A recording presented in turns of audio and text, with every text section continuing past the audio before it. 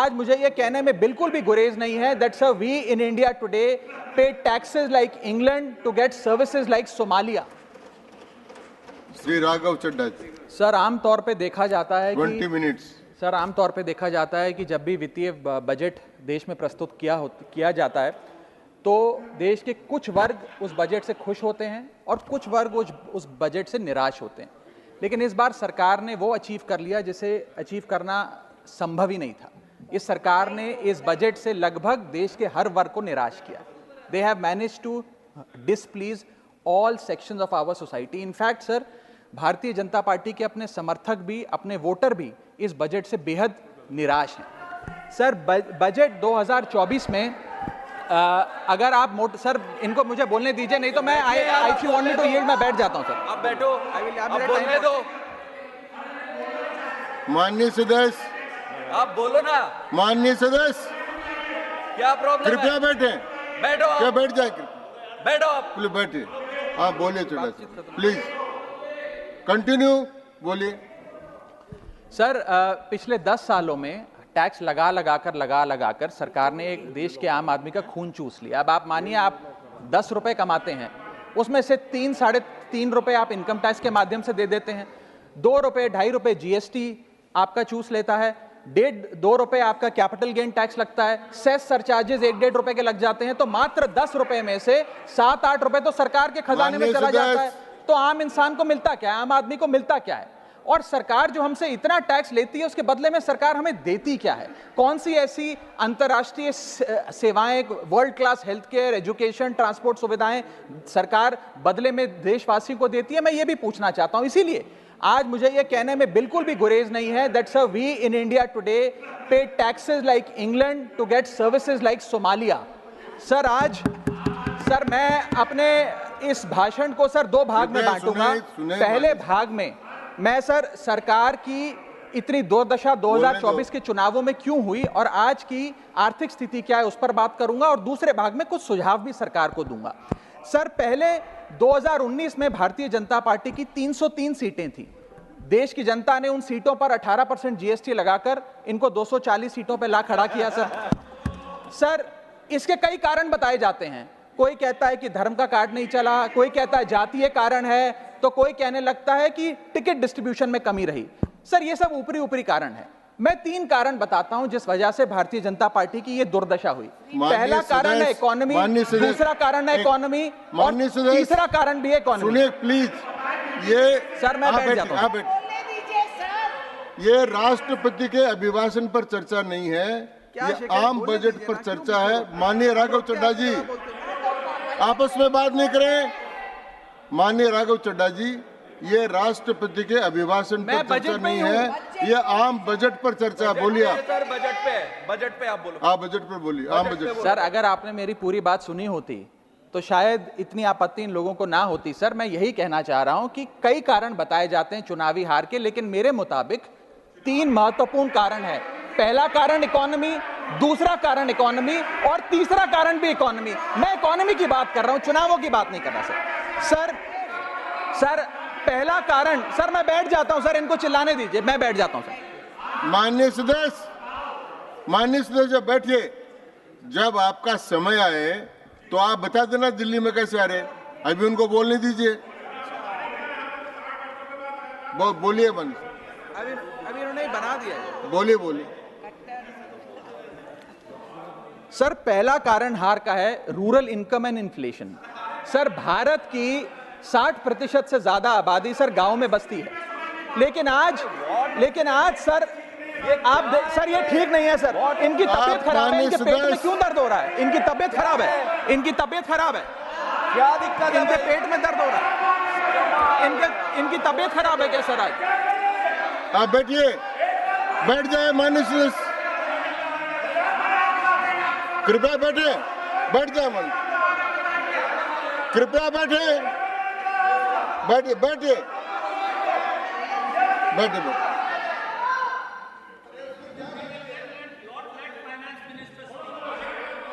आप माननीय सदस्य डिस्टर्ब मत करें, इनको बोलने दें। आपको बोलने का अवसर मिलेगा, अब इनको बोलने दें। हाँ सर मैंने 2.5 मिनट बोला, उसमें 5 बार इन्होंने इंटरप्ट किया है। मैं अपना समय सूद समेत इनसे वसूलूंगा सर मैं आगे चलता हूं सर। इस देश में सर पहला मेरा कारण था, ब्याज की आदत ठीक नहीं है sir. Rural income and inflation sir, आज rising rural inflation, rural unemployment, low crop yield, income inequality, farmer debt, high input cost, low income, no MSP और क्रॉप लॉसेस के चलते यह आलम है सर कि रूरल इनकम ग्रोथ वित्तीय वर्ष 23-24 में डेकेडल लो पे है, डेकेडल लो पे। और सर इसी के साथ साथ किसानों की आय दुगना करने का वादा था, स्वामीनाथन कमीशन के अनुसार एमएसपी देने का वादा था। वो वादे जब पूरे नहीं हुए तो आलम यह है सर कि पिछले 25 महीने लगातार रियल रूरल वेजेस डिक्लाइन पर हैं लगातार। और इसके साथ साथ यूपीए के दौरान, कांग्रेस पार्टी की सरकार के दौरान फार्म वेजेस में 8.5% का इजाफा देखा गया था। एनडीए 1 के दौरान 3% और एनडीए 2 के दौरान -0.6% का इजाफा देखा गया, यानी कि रूरल वेजेस गिरती जा रही हैं। सर मैं ऐसे साधारण भाषा में समझाता हूं सर 2014 में एक दिहाड़ी मजदूर एक दिन की अपनी दिहाड़ी से 3 केजी अरहर की दाल खरीद सकता था सर आज वही दिहाड़ी मजदूर वर्ष 2024 में एक दिन की दिहाड़ी से 1.5 केजी अरहर दाल खरीद पा रहा है, यानी कि महंगाई भी बढ़ रही है और उसकी आमदनी भी घट रही है। इसका नतीजा क्या हुआ सर? इसका नतीजा यह हुआ कि इनका वोट शेयर घटा, रूरल एरियाज में 5% भाजपा का वोट शेयर घटा, इनके खुद के यूनियन एग्रीकल्चरल मिनिस्टर चुनाव हार गए और 398 रूरल सीट्स में से 2019 में इनको 236 मिली थी, आज 398 सीट्स में से इस बार मात्र 165 सीटें मिली हैं, यानी कि रूरल इंडिया में इनको नकार दिया गया है सर दूसरा मेरा जो आज देश में आर्थिक स्थिति है जिसके कारण इनकी भी ये चुनावों में दशा हुई, उसका है फूड इन्फ्लेशन। सर थाली का बजट बिगड़ गया सर, आटा हो, दूध हो, चावल हो, दही हो, हर वस्तु पे महंगाई का आलम है, जीएसटी का आलम है और लगातार इस देश में फूड इन्फ्लेशन बढ़ता जा रहा है। 9 से 9.5% के लगभग आसपास फूड इन्फ्लेशन मंडरा रही है सर इस देश में। और मैं पूछना चाहता हूं सरकार से कि वो कमोडिटीज जिसमें हम सेल्फ सफिशिएंट थे, वो कमोडिटीज जिस पे हम एक्सपोर्ट किया करते थे, उसमें कैसे महंगाई घुस गई? और अगर वो कमोडिटीज भी महंगी हो गई हैं तो उसका फायदा किसान को क्यों नहीं मिलता? वो सारा पैसा जा कहां रहा है? ये एक बड़ा महत्वपूर्ण सवाल है सर। आटा 2014 में 21 रुपए प्रति केजी बिका करता था, आज 42 रुपए प्रति केजी हो गया है। दूध 30 रुपए प्रति लीटर के आसपास बिका करता था वर्ष 2014 में, आज 2024 में 70 रुपए प्रति लीटर बिकता है सर। देसी घी 2014 में 300 रुपए प्रति केजी पे बिका करता था, आज 2024 में 675 रुपए प्रति केजी बिकता है। अरहर की दाल 80 रुपए प्रति केजी बिका करती थी 2014 में, आज 230 रुपए प्रति केजी बिक रही है। और न जाने कितनी वस्तुओं के दाम आसमान छू रहे हैं सर। और अगर यही रफ्तार रही महंगाई की तो जितनी रफ्तार से 303 से 240 पर आए हैं, उससे तेज रफ्तार से 240 से 120 पर आएंगे सर ये लोग। Sir third reason is unemployment, यानी कि बेरोजगारी।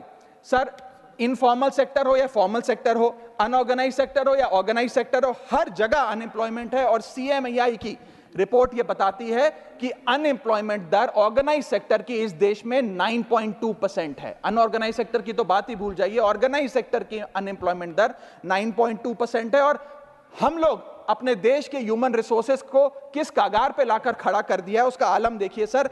उत्तर प्रदेश सरकार के सचिवालय में पीएन की पोस्ट के लिए 368 नौकरियां निकली, 23 लाख लोगों ने उसके लिए आवेदन पत्र दिए।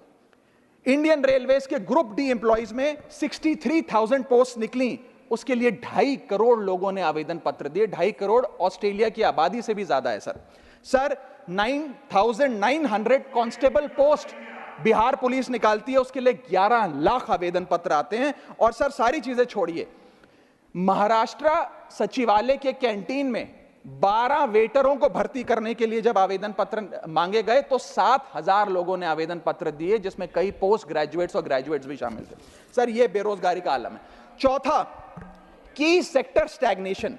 जितने की सेक्टर्स हैं इस देश में, कंस्ट्रक्शन हो, ट्रेड हो, जो एम्प्लॉयमेंट क्रिएट करते हैं, उसमें एक स्टैग्नेशन आता जा रहा है और इंडस्ट्री का इन्वेस्टमेंट जिसे कहते हैं ग्रॉस फिक्स्ड कैपिटल फॉर्मेशन, वो लगातार घटती जा रही है। और मुझे बताते हुए दुख है कि न्यू प्राइवेट इन्वेस्टमेंट वित्तीय वर्ष 24-25 के पहले क्वार्टर में 25 ईयर लो पर आ खड़ी है, यानी कि निवेश नहीं कर रही है इंडस्ट्री आज भारत देश की।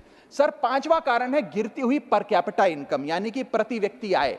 देश के 12 राज्यों में लगातार पर कैपिटा इनकम घटी, उन 12 में से 9 राज्यों में भारतीय जनता पार्टी का वोट शेयर भी घटा। छठा कारण, decline in financial savings and rising debt burden on the Indian household, यानी कि एक औसतन भारतीय परिवार का कर्ज बढ़ता जा रहा है और उसकी सेविंग्स घटती जा रही हैं। फाइनेंशियली हम लोग फ्रेजाइल होते जा रहे हैं और ये रिजर्व बैंक ऑफ इंडिया के गवर्नर ने खुद कहा कि सेविंग्स बैंक अकाउंट खातों में से सेविंग्स गायब होती नजर आ रही हैं। हमारा net financial savings to GDP ratio वो घट रहा है, हाउस होल्ड सेविंग्स वो घट रही हैं और लगातार सेविंग्स में डिक्लाइन देखा गया। और मैं सिर्फ बुराई नहीं करना चाहता, मैं सुझाव भी देना चाहता हूं। मैं आने वाले अपने भाषण के भाग में 8-10 महत्वपूर्ण सुझाव भी सरकार के लिए लाया हूं। देश हित में, देश की अर्थव्यवस्था के हित में सुझाव देना चाहता हूं। पहला सुझाव, index minimum wages with inflation, यानी कि न्यूनतम मजदूरी आय को बढ़ती महंगाई के साथ जोड़िए। Ma'am, inflation erodes purchasing power. Inflation वो महंगाई वो दीमक है जो आपकी परचेजिंग पावर, आपकी संपत्ति को खा जाती है। इसीलिए आज मैं कहना चाहता हूं कि जैसे बेल्जियम जैसे देशों ने ऑटोमेटिक इंडेक्सेशन ऑफ वेजेस लागू किया है, उसी प्रकार हमारे देश में भी मिनिमम वेजेस की ऑटोमेटिक इंडेक्सेशन होनी चाहिए। और यहां मैं ये बताना चाहूंगा कि मेरे नेता अरविंद केजरीवाल जी ने, हमारी आम आदमी पार्टी की सरकार ने देश में सबसे ज्यादा मिनिमम वेजेस दिल्ली में देने का काम किया। दूसरा मेरा महत्वपूर्ण सुझाव, rework the agricultural pricing formula, यानी कि जब किसान खुले बाजार में अपनी फसल बेचने जाता है मैम, तो वहां पर एक मिनिमम रिजर्व प्राइस होना चाहिए, यानी कि उस प्राइस के नीचे किसान की कमाई नहीं होगी, किसान को उस रेखा के नीचे का दाम नहीं मिलेगा। इससे प्राइस वोलेटिलिटी से किसान बचेगा, इकोनॉमिक सिक्योरिटी किसान को मिलेगी और प्रोडक्शन में कंटिन्यूटी रहेगी। मेरा तीसरा सुझाव, legal guarantee to MSP in accordance with Swaminathan commission report. Swaminathan commission report की बात सुनते सुनते कि हम लागू करेंगे, मेरे भी बाल पक गए हैं, लेकिन आज तक लागू नहीं हुआ। मैं अनुरोध करूंगा सरकार से कि उस लीगल गारंटी को देश के किसान को सौंपे। चौथा और बहुत महत्वपूर्ण, हाथ जोड़कर विनती करना चाहूंगा, restore indexation on long term capital gain. Ma'am, पूरे दुनिया में इन्वेस्टर्स को इन्वेस्टमेंट्स करने के लिए प्रमोट करने के लिए इंसेंटिवाइज किया जाता है। इस देश में इंडेक्सेशन हटाकर हम इन्वेस्टर क्लास को डिसइंसेंटिवाइज कर रहे हैं इन्वेस्ट करने के लिए। इंडेक्सेशन हटाना टैक्स लगाना नहीं है, इन्वेस्टर्स को पीनलाइज करने जैसा है। मैडम, मैं बताना चाहता हूं, inflation ravages the value of money. पैसे को खा जाता है इन्फ्लेशन, इसीलिए हम कॉस्ट ऑफ एक्विजिशन को इंडेक्स कर कैपिटल गेन टैक्स की कैलकुलेशन करते हैं। और जो लोग खुश हैं आज कि कैपिटल गेन टैक्स को 20% से घटाकर 12.5 कर दिया है, उनके लिए मैं एक उदाहरण लाया हूं। इस उदाहरण के माध्यम से हम समझ जाएंगे कि कैसे इंडेक्सेशन हटाना इस देश के इन्वेस्टर को एक बहुत बड़ी उसकी जेब पे डाका डालने जैसा है। मैडम, फर्ज करिए कि 2001 में आपने 1 करोड़ रुपए का एक मकान खरीदा, वो मकान की दर 6% के हिसाब से बढ़ती गई उसकी वैल्यू, और आज वो मकान जो 1 करोड़ का आपने 2001 में खरीदा था, वो आज 4 करोड़ 17 लाख रुपए का हो गया। अब 2 सिनेरियो हैं, एक इंडेक्सेशन का सिनेरियो जिसमें आप बेचें उस पर टैक्स लगे, और एक नया सिनेरियो जिसमें आप उसे बेचेंगे तो नई रेट के अकॉर्डिंग उस पर टैक्स लगेगा। मैं पहले पुराने सिस्टम के हिसाब से, इंडेक्सेशन वाले सिस्टम के हिसाब से उस पर कितना टैक्स लगेगा वो आपको बताना चाहता हूं। आज वो मकान जो आपने वर्ष 2001 में 1 करोड़ का खरीदा था, वो आप 4 करोड़ 17 लाख रुपए का बेचती हैं, तो आपकी सेल प्राइस 4 करोड़ 17 लाख, लेकिन आपकी purchase price, inflation adjusted indexed purchase price 1 crore नहीं, लगभग 3 करोड़ 60 लाख के आसपास आती है। यानी कि आपका sale price minus purchase price, जो प्रॉफिट ऑन सेल है, वो 54 लाख रुपए होता है। उस 54 लाख रुपए पर 20% के अकॉर्डिंग आप पे टैक्स लगता है, यानी कि इंडेक्सेशन वाले फॉर्मूले से आपको कुल टैक्स 10,80,000 रुपए देना पड़ता है। मैं राउंड ऑफ करके 11 लाख रुपए कहता हूं। लेकिन जो नई व्यवस्था है जिसमें इंडेक्सेशन आपसे छीन लिया गया है, उसमें sale price 4 crore 17 lakh, cost price 1 crore, मुनाफा 3 करोड़ 17 लाख, उस पर 12.5% टैक्स, यानी कि टैक्स कुल मिलाकर आपका बनता है 39,62,000। यानी कि नई व्यवस्था में वही 1 करोड़ का मकान अगर आप बेचेंगे आज 4 करोड़ 17 लाख का, तो आपको लगभग 40 लाख रुपए टैक्स देना पड़ेगा, और पुरानी व्यवस्था में आपको मात्र 11 लाख रुपए टैक्स देना पड़ेगा। यानी कि 40 माइनस 11 लगभग 29 लाख रुपए का एडिशनल टैक्स आपको देना पड़ेगा मात्र 1 करोड़ रुपए के प्लॉट की सेल पर। यह है इंडेक्सेशन का खेल। इसीलिए indexation long term capital investments के लिए अति आवश्यक है। मैं सरकार से अनुरोध करूंगा कि उसे ना हटाएं, और आज मैं इस सदन में भविष्यवाणी करता हूं, अगर आपने इंडेक्सेशन वापस लागू नहीं किया तो 3 चीजें होने जा रही हैं इस देश में। पहला, रियल एस्टेट में इन्वेस्टमेंट गिरने वाली है और लोग अपना ड्रीम होम कभी नहीं खरीद पाएंगे। दूसरा, अंडर वैल्यूएशन होगी प्रॉपर्टी डील्स की, सब लोग सर्कल रेट पे प्रॉपर्टी खरीदेंगे बेचेंगे, कोई असल कीमत नहीं बताएगा। और थर्ड थिंग जो इस देश में होने जा रही है, रियल एस्टेट सेक्टर में भारी तादाद में ब्लैक मनी आने जा रहा है अगर आपने ये इंडेक्सेशन का फैसला वापस नहीं लिया। मेरा 5वां सुझाव सरकार को, फाइनेंशियल सेविंग्स को इंसेंटिवाइज करिए। डेट में, इक्विटी में, म्यूचुअल फंड्स में, बैंक डिपॉजिट्स में, फाइनेंशियल इन्वेस्टमेंट्स, और खास करके जो 24 से 36 महीने से अधिक लोग अपनी इन्वेस्टमेंट रखते हैं उन्हें इंसेंटिवाइज करिए, टैक्स मत करिए, पीनलाइज मत करिए। और मैं कहूंगा आने वाले समय में आपको लॉन्ग टर्म कैपिटल गेन पे टैक्स अबॉलिश करने के लिए भी सोचना चाहिए, ना कि उसे सिर्फ कम करना चाहिए। छठा मेरा सुझाव, review, revise and simplify GST. GST जिसे गहरा संकट टैक्स या गब्बर सिंह टैक्स के नाम से आज देशवासी जानते हैं, रोटी हो, कपड़ा हो, मकान हो, हर चीज पे जीएसटी लगा कर हमने इस देश के इन्फ्लेशन पर भी जीएसटी लगा दिया, सारी चीजें महंगी हो गई। मेरा सुझाव है सरकार से कि इस जीएसटी के पूरे फ्रेमवर्क को कॉम्प्रिहेंसिवली स्टडी कर रिवाइज करिए। एक्सपोर्ट ओरिएंटेड सेक्टर्स में जीएसटी कम करिए ताकि हम ग्लोबली कंपेटिटिव बन सकें। एसएमई सेक्टर जो नौकरियां देता है, छोटे उद्योग हैं, उसमें जीएसटी कम करिए। और एसेंशियल कमोडिटीज, दूध, दही, चावल, रोटी, चावल, आटा, उस पर कम से कम जीएसटी विड्रॉ करिए। मेरा 7वां मेरा सुझाव, give more to states. India is a union of states. States की जेब में थोड़ा पैसा डालिए। कोलिशन पॉलिटिक्स के कंपल्शन हम समझते हैं कि आपको बिहार को, आंध्र प्रदेश को ज्यादा पैसा देना था, लेकिन उन राज्यों ने जिन्होंने आपको भरपूर वोट दिया, गुजरात ने, दिल्ली ने, मध्य प्रदेश ने, उड़ीसा ने, झारखंड ने, छत्तीसगढ़ ने, जिन लोगों ने अपने राज्यों की लगभग सारी सीटें आपकी झोली में डाल दी, उनसे क्या गलती हुई? उन राज्यों को आपने दिया एक एक झुंझुना और बाकी 2 राज्यों को पे सब कुछ लौटा दिया। तो ये डिस्क्रिमिनेटरी फेडरलिज्म नहीं होना चाहिए, कोऑपरेटिव फेडरलिज्म होना चाहिए। ये गुहार में लगाना चाहूंगा। और इस सरकार को एक बुरी आदत है सेस और सरचार्ज लगाकर पैसा वसूलने की। सेस और सरचार्ज वो टैक्स है सरकार का जिसे उन्हें राज्यों के साथ बांटना नहीं पड़ता, वो डिविजिबल पूल में नहीं जाता। इसीलिए सरकार सेस और सरचार्ज लगा लगाकर आम आदमी से पैसा वसूलती है। मैडम, अगर केंद्र सरकार 100 रुपए कमाती है तो उसमें से 18 रुपए सेस और सरचार्ज के जरिए कमाती है, यानी कि मात्र 82 रुपए, 100 में से 18 हटा दीजिए, 82 रुपए डिविजिबल पूल में जाता है जो राज्यों में बांटा जाता है। 18 रुपए सीधा सरकार की जेब में जाता है। मैं अनुरोध करूंगा कि सेस और सरचार्ज की या तो इस प्रथा को बंद करें या वो भी डिविजिबल पूल में डालकर स्टेट्स के साथ बांटे। मेरा 8वां सुझाव, जीएसटी कॉम्पनसेशन जो राज्यों के लिए बंद कर दिया गया है उसे कम से कम 5 साल और दीजिए।